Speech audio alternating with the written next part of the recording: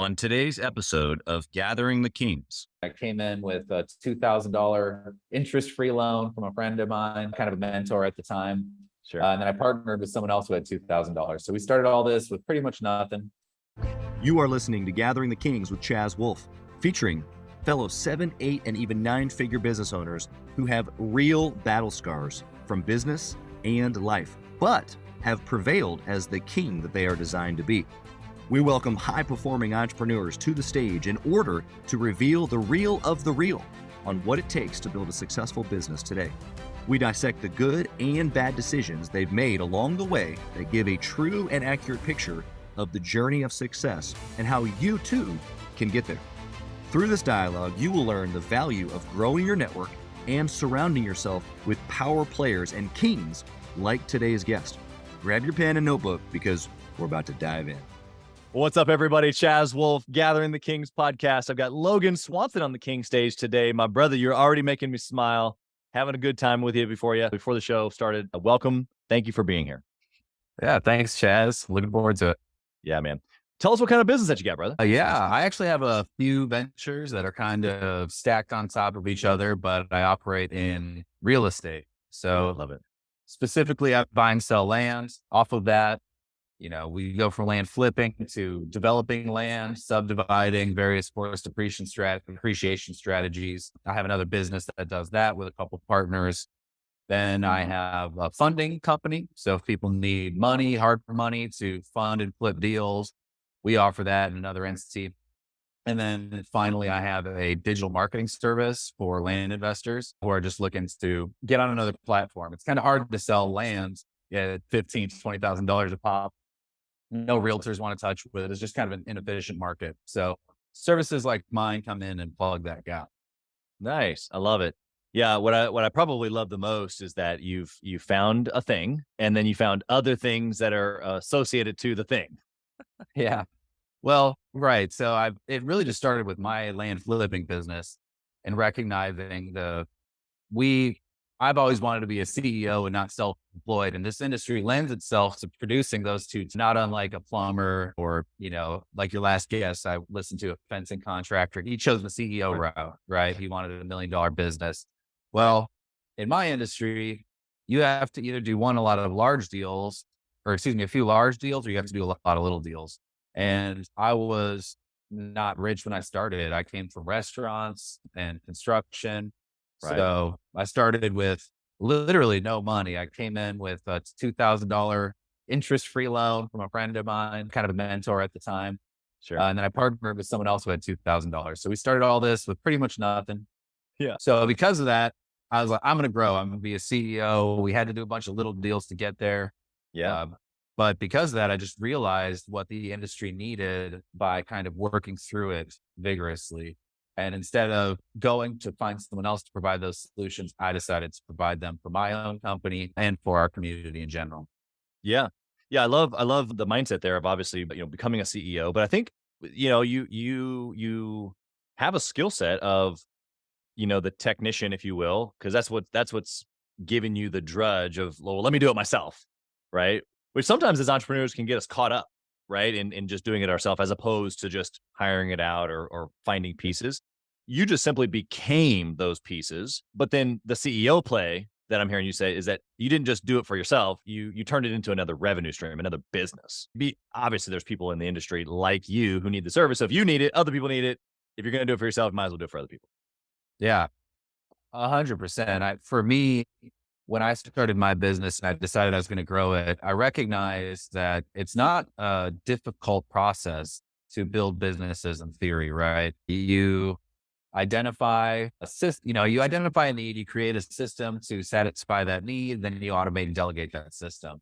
So I was lucky enough that when I entered into this space, I went with an educator that provided me a lot of pretty bad information. But one of the things they did well is they taught you how to run through your business just as a workflow on a day-to-day basis or weekly or whatever it might be. And, for us, that's acquisitions, and then you have to go to marketing and then dispositions, and that all had to be streamlined, automated, or delegated in order for me to spend less time doing it myself. So once I got that down in one business, I started realizing this is something you can duplicate. You can just install, especially in our industry where it's real estate, but it's really e-commerce. There's very few of the people that I sell land to are going to go there and visit it before purchasing it. So when all your business is kind of behind a keyboard, there's a lot of tools that are being made for other industries that all we really have to do is port them in and customize them a little bit to make sense for us. And all of a sudden, boom, you have, like you said, a solution for my business, but a market solution and another revenue source.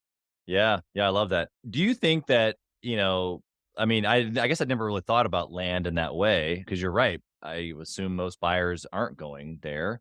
And there's a lot of probably technology plays. The association to e-commerce, like, I don't know if I would have ever made that association in my brain, but yeah, it makes a lot of sense that there's just a lot of back end automation, because that's really what e-commerce is. Yeah, and I'll be a little more specific on that just to help the audience kind of understand it. So there's a lot of different ways to buy and sell land, but one of our main revenue centers is recreational properties in Colorado, and just vacant land in the middle of nowhere. And though we do sometimes sell that all at once, cash at title, most of the time we're selling it owner finance. So someone's going to come to me, they're going to give me, $500 down. And then I'm going to write a note and they're going to pay me a couple $100 a month for 3 years, 4 years. So because of that, it allows them to be comfortable making the purchase without going to see the property, because they're only paying a little bit here, a little bit there. And then when they do go and visit it next spring or summer, no big deal. So for us, we do have to lean on some utilities, some services like drone photography, maps. You have to get really creative with a bunch of different things in order to make someone comfortable with that purchase. Yeah. And a lot of the times it's just being on the phone, Hi, I'm a real person. Yeah. And not scripted either. I mean, I'm sure you probably have a general flow, but yeah, the real person factor, you have to take the automation out at some point. Yeah. Actually, no, to a degree, surprisingly. Okay. So the trend of all industries, in my opinion, or almost all industries, is just everything's getting closer to Amazon. Point, click, seller reviews, and the areas that we work in, a lot of these lots are effectively the same. You go out somewhere in Colorado where there's a bunch of 5-acre cuts of land, but there's many thousands of them in one area. They're all effectively the same. So when you're working in an inventory like that, I actually have, for my marketing service, I had a client come to me and say, "Hey, Logan, I want a land company that's fully automated. Nobody answers the phone." So we took a template of our website, we put a bunch of automation into it. So someone can go to their website, which is pretty cool. They can go pick out a property, watch the drone footage, look at the maps, make sure it checks all the boxes. And then they go and they reserve the property. Their information auto-populates a contract. That contract is sent over for digital signature. Boom, boom, boom. And they could have purchased land in 5 or 10 minutes without talking to anybody. So it is pretty wild. But now, if you are doing these bigger properties, you're going to talk to somebody, Yeah. But off the top of my head, it made me think of, I'm not sure if you've seen this, but you can buy a little sliver of land in Scotland and become a lord or a lady or whatever this is. Have you seen this? Yeah, actually. And there are some similar things that happen in America, specifically around hunting. You can get in-state licenses and in-state fees if all you do is own some sort of real property. So I've had people buy land from me, $5,000 piece of land, because it cuts the cost of their licenses from $10,000 to $2,000 every year, forever. And then they can go put a camper on it if they want. Yeah, exactly. Yeah, we're going to talk about that. I would be interested in that. Okay, so I want to know, we jumped right into a bunch of really, really nitty-gritty stuff, which I love. But let's go back high level again. I want to know, you've been building the business. You don't sound like you're slowing down at all. Why? What's the bigger purpose? What makes you tick? That type of thing. Yeah, that's a great question. I was thinking about it a little bit this week before getting on the call here, and I don't know if a lot of people talk about it. I've listened to a couple of your podcasts and I've talked to a lot of real estate investors, and most people that I talk to might have kind of a healthier relationship to it than I do. I don't know. I grew up without a lot of money. I grew up, I was the middle child of 7 in a mobile home in rural Wisconsin. And it was a great family. I was never, I didn't go through the ringer or anything like that. But I remember being very well aware of the fact that we couldn't afford things all the time. You know, hey dad, can I get this video game? No, there's no money. So there was always this sense of privation at a young age. We didn't starve. We weren't dirty coal mining children or something like that. But that has been something that's I've carried with me and has motivated a lot of my actions, especially when I first got started, right? And I have kids. Yeah, I have 3 kids. They're 7, 5, and 4. And the idea of me going to them and saying, "Hey, we just can't afford that," doesn't stick well with me. So I've always felt this responsibility, not only for myself, like, hey, I deserve to have a little money in my pocket and I deserve to have stability in my life, but I don't ever want my kids to feel the way I felt at a young age. That was maybe a negative motivation to some people. And I've definitely layered on top of that now. I look at it with a lot more gratitude, even to have the childhood that I did have. Right. But, I was a very young entrepreneur. As soon as I could pick up a shovel, I was scooping snow in Wisconsin and getting $10 here and $10 there. And it's really never left me. So it's definitely got some roots in my youth, but it's not the same motivation now. Now, once you get a little stability and you are able to, I was talking to my wife a little while ago. I was like, we could just stop for a while. Like we could just stop for a few years and we would be paid and happy and still do all these things. But now it's how can I grow? How many more people can I feed? How can I challenge myself? How can I get uncomfortable again? Because you start getting in real estate and you do bigger deals. You're talking to, millionaires funding deals before you can go to banks and things like that. It just doesn't seem scary or challenging anymore. And I kind of thrive in those environments. When I was coming out of construction and restaurants, I thrive in high stakes, high stress environments. Yeah. And I kind of always just kind of want to keep putting myself back in the boiler room. Yeah. Yeah. Yeah. I think that what you just, put yourself back in the boiler room, I think it has to be a learned skill, because at some point we become content, soft, satisfied, well, whatever they say, and I don't know if you're an Eric Thomas fan, but in one of his famous videos, he talks about how you can kill an alligator, but it's only right after they eat because they become satisfied. And so there's this feeling that you're describing, instead of the comatose state of being satisfied. It's no, I'm gonna go back to being hungry for whatever reason. That seems to suit us entrepreneurs just as well as being full. Yeah. And on that point, this weekend I went to a real estate investor meetup that's kind of specific to my niche. And I was very lucky to meet a bunch of people I'd only ever known on Facebook, but there was a lot of very successful people in that room. And, they were all kind of talking shop and this and that, but I kept wanting to sit down and ask people questions like this, when are you satisfied? Like, when do you feel like you've made it? Have you already made it? How has that changed your motivation? And I got a lot of really cool responses on that. And for me, what was the best one? We want to hear it. So the best ones, the ones that I at least gelled with the most, were the ones where they were like, it's an ever shifting benchmark. When I started, you hear there's a lot of from real estate investors, like I wanted to make 10 grand a month and I'd be satisfied.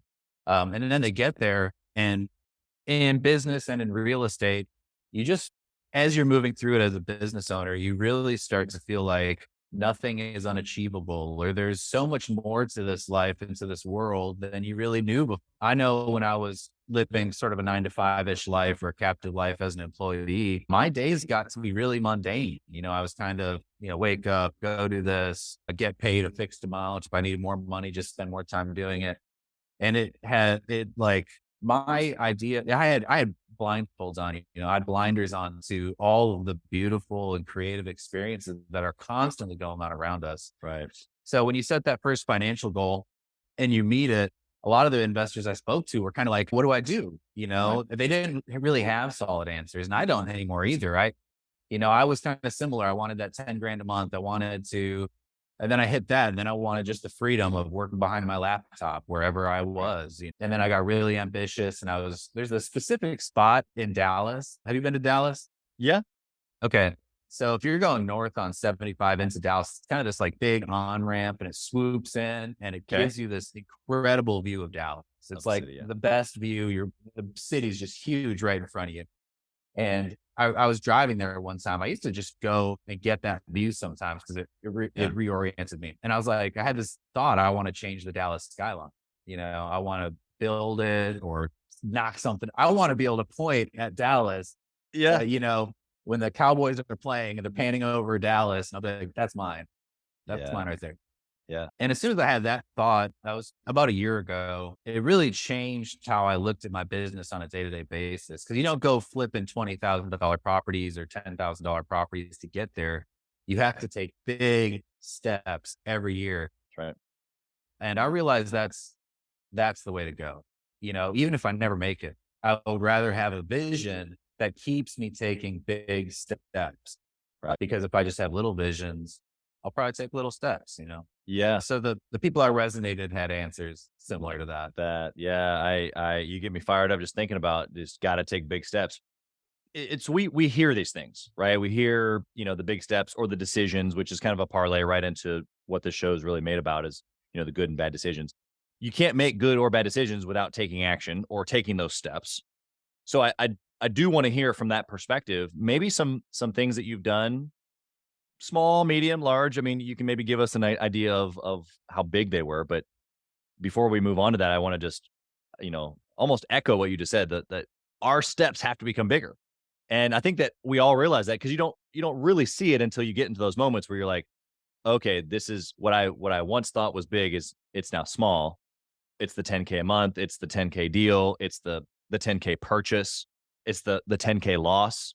It's the $100,000 purchase. It's the $100,000 loss. It's, you just add another zero to it. And so let's parlay right into a good decision that you've made in business along the way to your millions, where you can share with the listener here today that's something practical. Probably the best thing I did when I moved into really start my own business in my adulthood was beginning with, you obviously have to have some sort of strategy. You have to have some sort of idea what business you're going to get into, but then immediately build community, right? So when I got into buying and selling land here in Dallas, I knew pretty much nothing. I'd never really done a deal. And the first thing I did was organize a meetup because I knew there were other investors. And so I just Facebook groups, messaging pages, they want to get together. And one of the people that I got a response from, still a very good friend and mentor of mine, he said, hey, I'm kind of interested in all this land stuff. And I have a place we can help the event. I'll kind of run it for you if you want. And I said, okay, I really had no idea what I was doing. Yeah. And this is kind of a cool story. He organized everything. He has an apartment in one of these big buildings in uptown Dallas, and he booked the room on the top floor for the events, and he had like wine and all this nice food. And I showed up thinking it'd be like, some Ritz crackers and a 6-pack, and maybe some people would show up. And it was a really beautiful event, and it was very well met. There was probably 20 good investors that came. And from that first meetup, I still have a handful of friends. One of them, he's kind of part of my development team. We at least have one of our development deals together. Yeah. And that immediately surrounded me with people who had different levels of success in the industry. It immediately gave myself a standard, right? So if I have nothing to compare myself to, I have no idea of objectively how I'm doing. Am I successful? Am I not?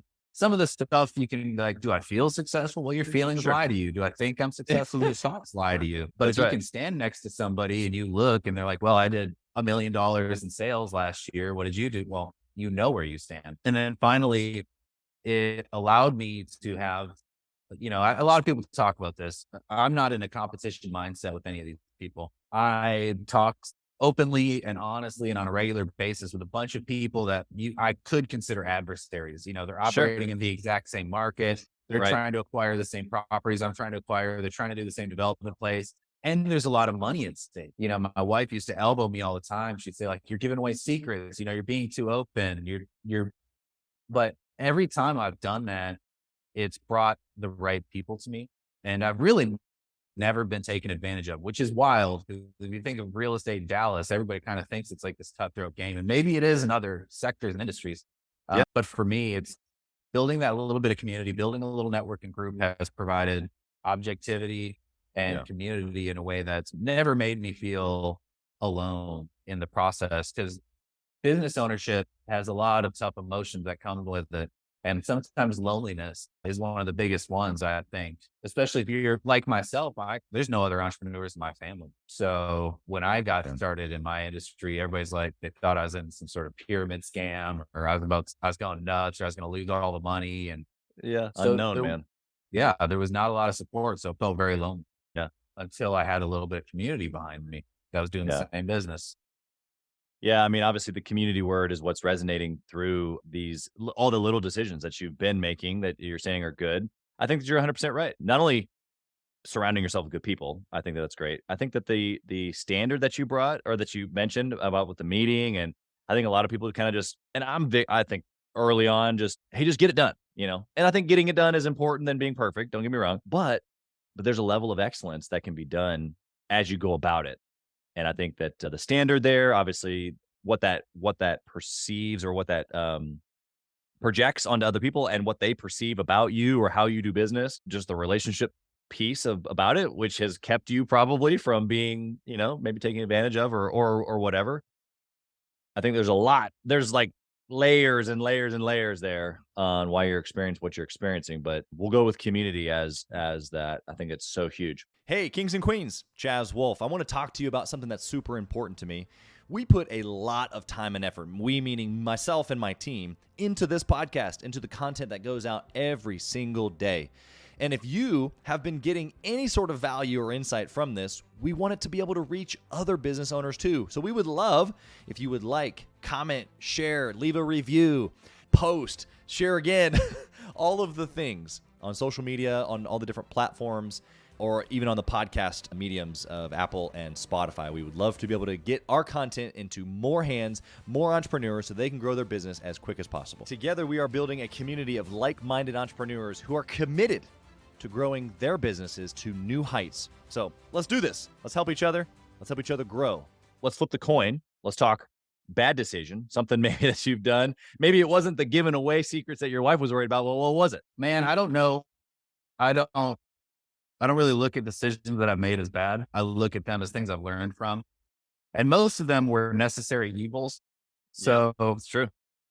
I can look at decisions that I made that, for example, one, when I first brought an investor in. So in real estate, if you're the entrepreneur, you got the idea and someone else has got the money. And it's when you start, right, you have no track record, you have no history. So that money part is pretty expensive. So the first investor that I worked with on his first, I don't have the numbers 100% in front of me, but I'm pretty sure on his first $15,000 investment with a yield, 95,000 back in revenue. And I think it was like 25,000 or 35,000 cash and then 60,000 on notes. So after that first $15,000 investment, we're paying him, we got all of his money back double, and we're still paying him for 5 or 6 years. Yeah. At times I have felt like, geez, that is a lot of someone's hand in my pocket. Right. Right. But if I didn't go through that process, one, I wouldn't have taken that first step, because maybe no one else would have supported me or given the money. I had no experience in real estate. I had just kind of wishes and dreams and a little bit of a blueprint from somebody. So I probably even could have negotiated with him at the time. And but regardless, he may have gotten a lot of money, but hey, I got money. I was no risk. And when you're starting, that's an enviable position.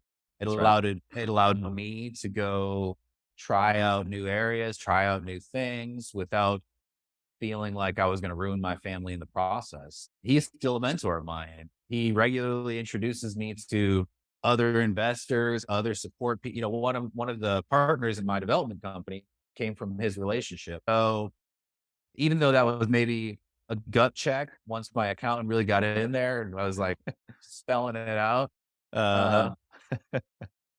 people pay 50 grand for coaching. People pay 100 grand for coaching. 100%. I made money. It was kind of in the streets learning maybe, but I learned more from whatever that investment was. And I love this. I mean, he is an amazing friend. If he asked me for $100,000, I would have found a way to give it to him at this point. So the fact that I was just able to earn that and have an amazing friendship, mentorship out of it. Yeah.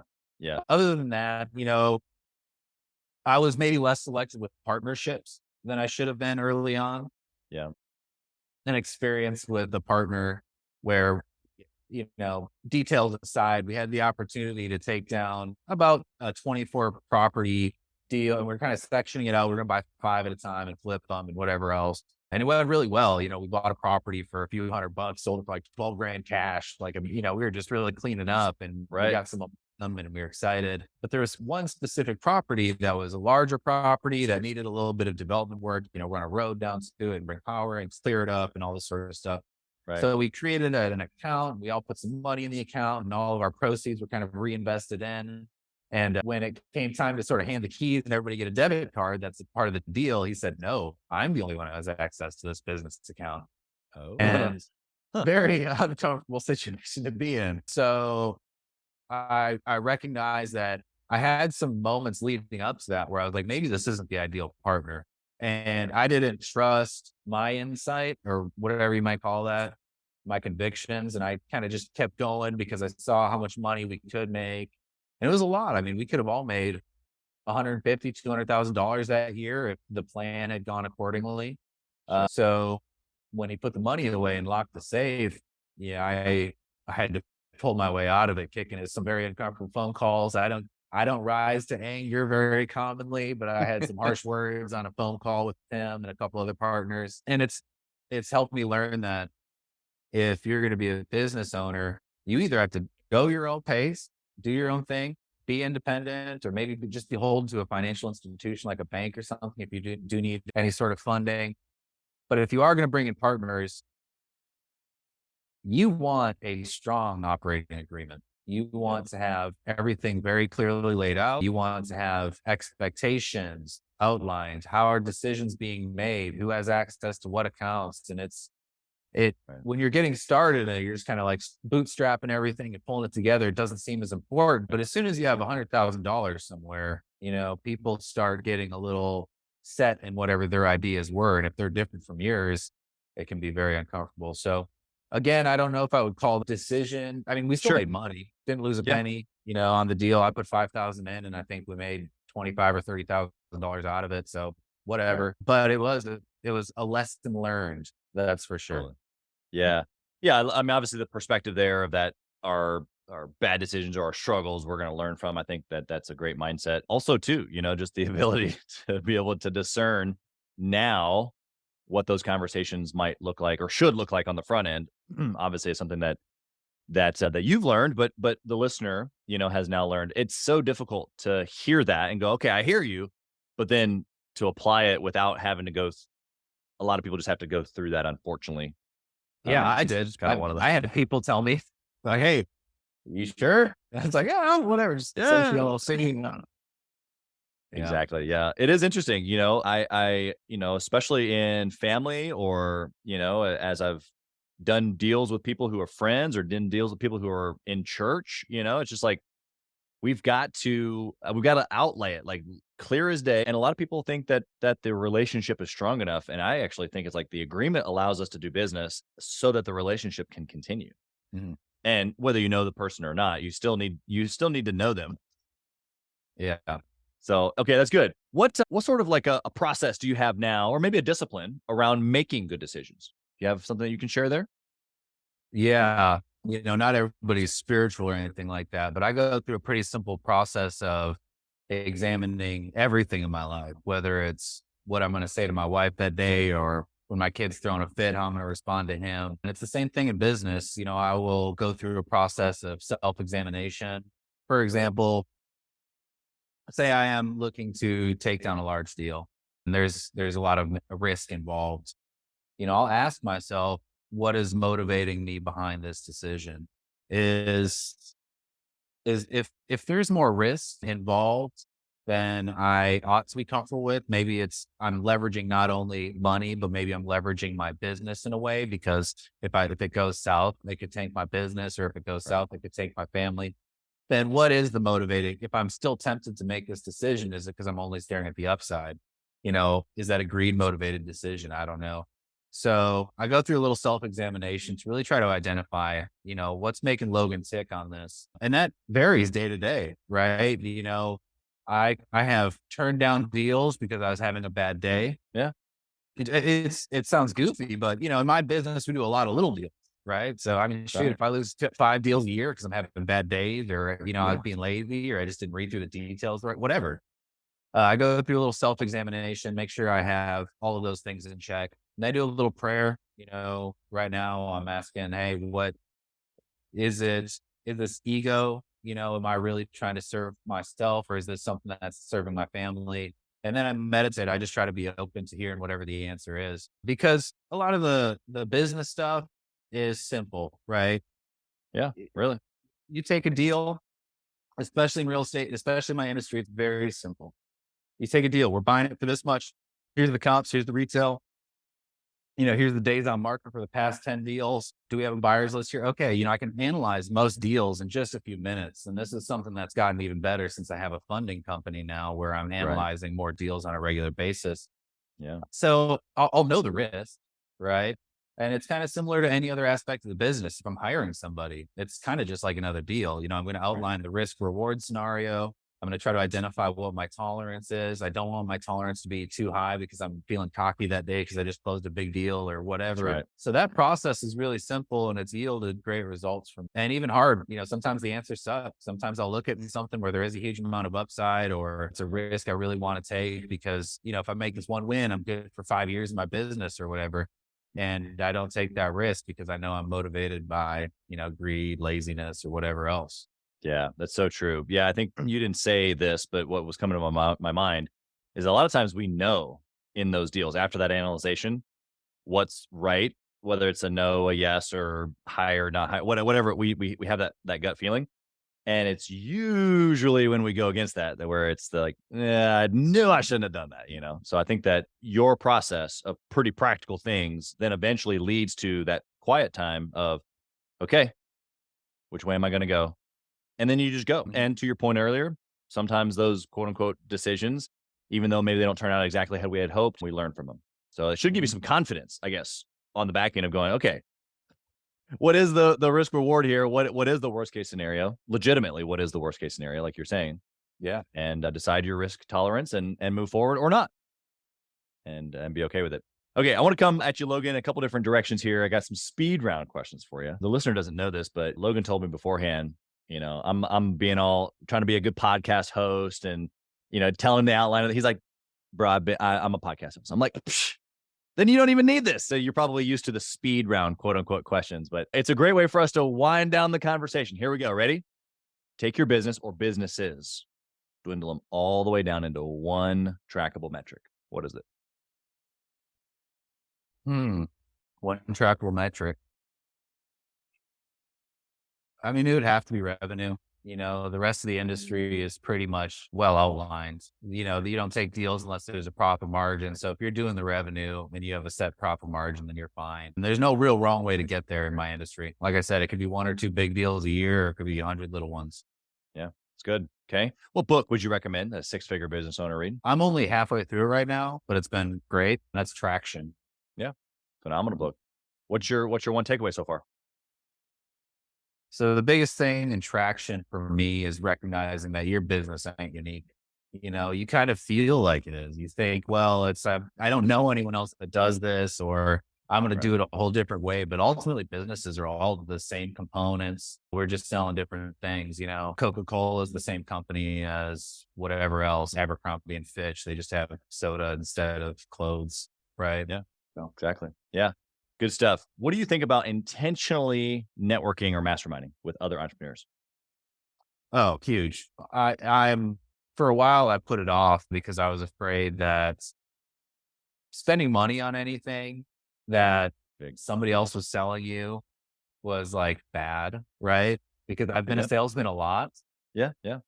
But it's funny, training my salespeople has ultimately made me really understand what these products are, right? So when I train my salespeople on selling land, it's the same as selling anything else, right? So you identify first if your product fits the need of the person that you're sitting across the table from. Yep. So if what I'm looking for, specifically when it comes to learning from a group like a mastermind, if I'm coming to the table looking to surround myself with sort of people that have maybe exclusive knowledge, that have unique drive, are willing to invest in themselves, you typically find the right sort of people. That's not always the case. I've been in masterminds where somebody just has money and they feel better when they are talking to people that are doing stuff.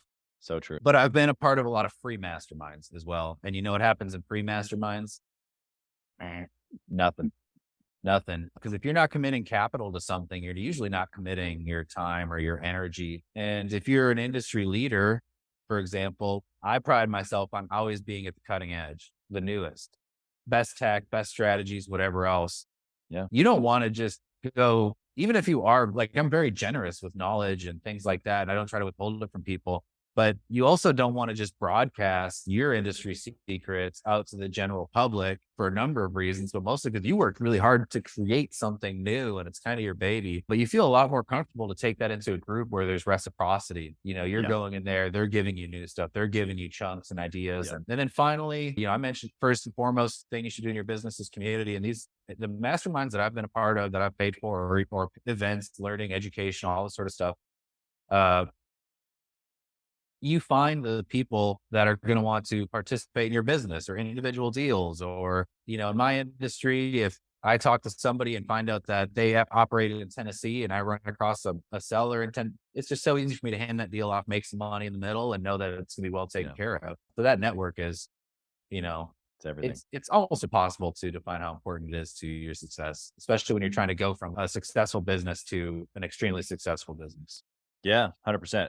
The outline there that you just described of relationship building unto something, right? Like whether that's you passing a deal, whether that's getting knowledge, there's reciprocity, like the what can happen afterward is really open to the people involved. But I loved how you put the filter on it. If there's a qualification or money at the table, I mean, I'm like you, where I mean, although I have a huge sales background, I never wanted to be sold. Nobody wants to be sold.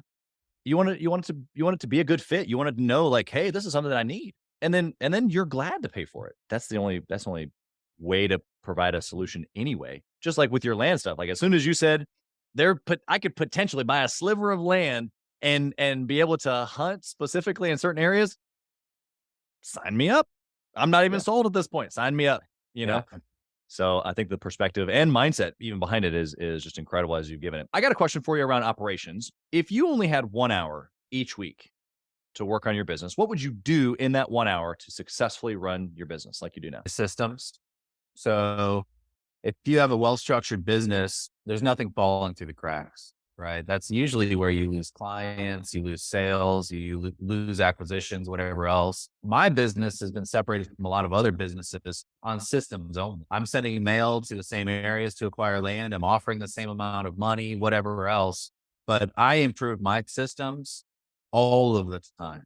So 1 hour a week is probably about what I do. Maybe 2 hours if I'm feeling really, you know, I have, you know, 4 independent businesses and I'm looking to start another one here in a little bit, but I don't work a lot, you know, and it's only because of those systems. So if you can build systems, get really good at building systems and then learn how to stack and integrate systems, you can be so efficient to the point where other people don't even understand it. You know, you're sitting there, you work for 2 hours and you can accomplish so much more than other people's entire work weeks. If what you're doing is going to modify your systems throughout your whole company to be more efficient. Yeah, love that. And obviously people are a big part of systems. And so I think that when a lot of people, when they hear systems, they think automations, which I know we're talking about, but people go into that too. So for the listener's sake, it's like, okay, you got to spend time on both the process, the machine itself, but then the people that are inside the machine as well, which I'm sure you'd agree. Anything to add there? Yeah. I mean, for me, it's actually, well, I shouldn't say it's unique anymore, but in my industry, all my employees are not around, you know, so I don't go to an office and then there's a bunch of people there that I talk to. You know, I have VAs in the Philippines. I have some local people that work part-time. I have business partners, and it's all just well managed to this digital world that we're all in now. Right. And even that, which seems like, well, if I can text somebody, that must be the optimized form of communication. No, it isn't. So it can seem weird, but optimizing people is oftentimes just optimizing communication, which is oftentimes just optimize what we're saying and how we're saying it. So like I Yeah. just came from my development meeting this morning and I realized, man, we don't have any structure around our meetings. We're not really prepped when we go in. So that just we meet Tuesdays. So on Monday morning or Monday afternoon, I'm now going to send out a bullet point list of things that I will want to cover in that meeting and that they're going to cover. They can add what they want to cover in that meeting as well. And all of a sudden, when we go to sit down, we're all going to have well-organized thought. And it's really basic. Like we should have been doing this from the start. But when you get a bunch of good old boys together, they think they can do whatever, but that's an example of a simple process change. Yeah. That's going to dramatically affect how much work we get done as people sitting in a room. Yeah, 100%. Yeah, if you, I don't know if Traction goes through it. It might be Rocket Fuel, which is the sequel to Traction, but it'll go through the EOS like weekly meeting format. So there'll be some good nuggets in there, especially if you're making that change. Okay, so last question: if you lost it all, automations, systems, people, land, I don't know. If you lost it all, what would you do? In this day and age, I would probably go into trade work. Your last guest had that fencing company. That's huge. Right now, there's so much money to be made if all you do is whip together a couple of plumbers and provide them leads. It's relatively low cost business to start. You just need some good insurance behind you. And you don't have to know how to do it. You hire people that know how to do it. So if all I had was an LLC, I would be able to run it. Yeah. Those are pretty easy. You've been incredible here today. You're a systems mind that I hope to get to know better, because I think we can all use better systems, but you've got a good thing going over there, man. And so I'm inspired by you. Thank you for sharing. How can the listener connect with you? Whether they want to buy land like I do to hunt, or maybe they just want to get to know you better, how can they find you? Yeah, for sure. So if you want to go look at some of my services or whatever, you can go to primelandexchange.com. That's my website. If you want to get in contact with me, you can email me at hello@primelandbuyer.com, primelandbuyer.com. And yeah, that's a good way to get in touch with me. No cell phone. Yeah. Hey, that's all right. That's all right. The right ones that want to get in touch with you, they'll figure it out. Yeah. So I just, again, appreciate your time. You got, bro, a lot going on from an angle of success and family and all that fun stuff. So anxious to continue the conversation with you personally. One thing that we talked about right before we hit the record button with you podcasting and me, obviously, was that selfishly, this is a great way for me to meet cool people. Yeah. And so I definitely feel that about you. So thank you again for being here. We wish you nothing but success, even blessing on your family, and what you got your hand to. Awesome. Thanks, Chaz. Thank you for listening to Gathering the Kings today. I hope that you were able to pull out a few nuggets to go apply into your business right away. More importantly, though, I hope that you're realizing that it takes more to be successful than just being by yourself, doing it all on your own, carrying the weight all by yourself. What I have realized, not only in my own journey from multiple businesses and multiple different industries, and now interviewing over 200 or 300 other very successful 7, 8, and 9-figure business owners, is that it's tough to do it alone. And so Gathering the Kings exists to bring together successful entrepreneurs. In fact, we are putting together 1,000 kings, specifically who are grateful but not done. We're intentionally assembling kings who fight tooth and nail for their business, family, and communities. And here's what we believe: that in the pursuit of excellence in those areas, that it ignites within us the responsibility to govern power and forge a lasting legacy. So if that relates and resonates with you, and you know that you need people around you, sharp, qualified, other very successful business owners, I want you to go to gatheringthekings.com. I want you to take a look at what we're doing and see if it makes sense for you to be part of our pursuit to 1,000 kings. Talk soon.